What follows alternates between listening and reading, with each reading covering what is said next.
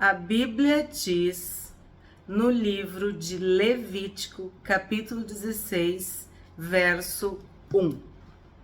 O Senhor falou a Moisés, depois da morte dos 2 filhos de Arão, quando estes chegaram diante do Senhor e morreram. Este capítulo, ele fala em termos gerais da santidade de Deus.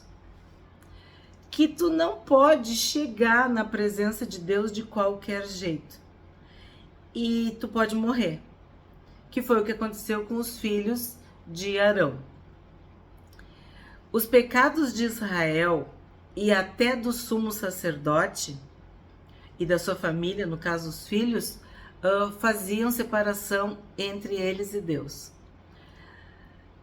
Não havia possibilidade de tu chegar na presença de Deus em pecado e tu não morrer.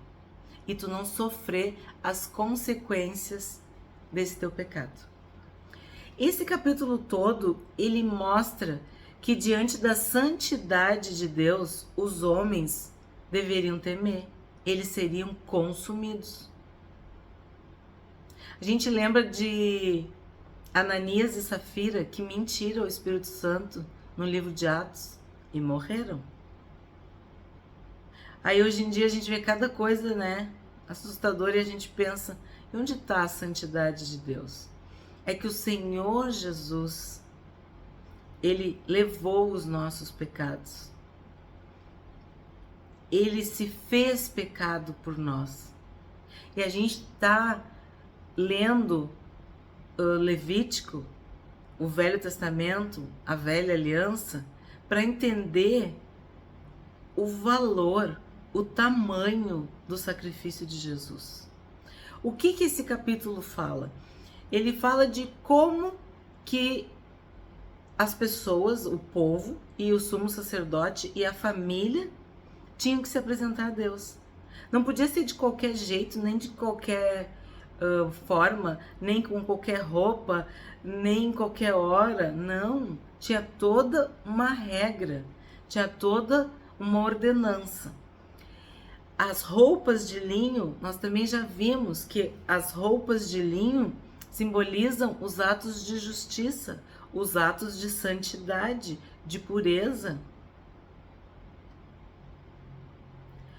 O que mais nós vimos? Que tu deve te humilhar na presença de Deus, tu deve chegar diante de Deus em humilhação, em humildade, com jejum, com oração, com o coração prostrado, inclinado. Tu não chega na presença de Deus de qualquer jeito. Confissão de pecados. Aquele que confessa, prospera. Quem não abandona vai ser consumido. Quem insiste em pecar, insiste, pratica o pecado, ele está caminhando para a morte. Porque o pecado gera a morte. Nesse capítulo é falado também sobre a culpa. Uma das causas de doenças mentais é a culpa. Pessoas que vivem uma existência infeliz, miserável, desgraçada, quer dizer, sem a graça de Deus, é porque tem culpa, tem remorso, tem pecado não confessado, não consegue andar para frente.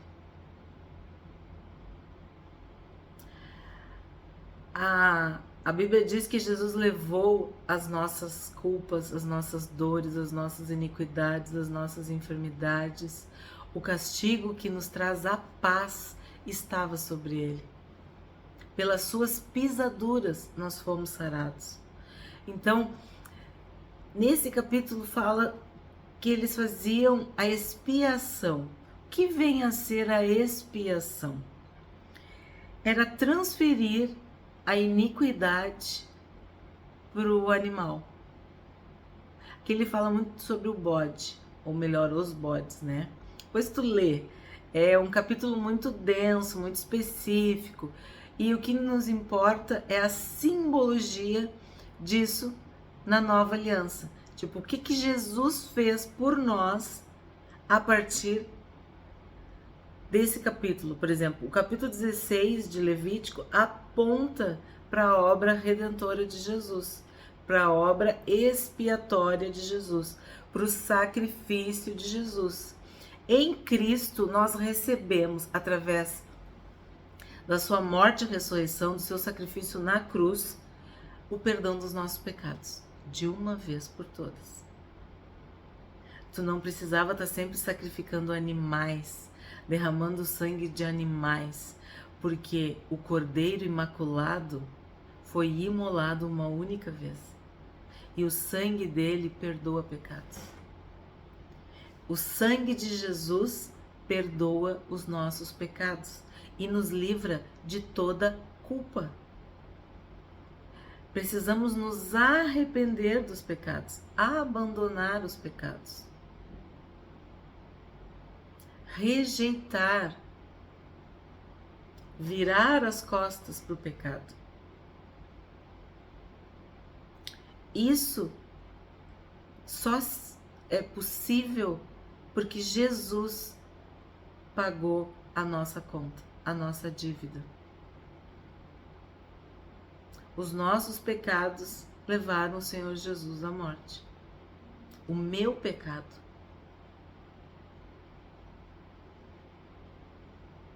Ele se sacrificou no meu lugar, no teu lugar. Ele morreu a nossa morte para que nós tivéssemos a sua vida. Então esse sacrifício, ele é completo, ele é perfeito, ele é único, ele é consumado. Quando ele estava na cruz, ele disse: está consumado, tipo, está feito, está pago. É isso que Jesus fez.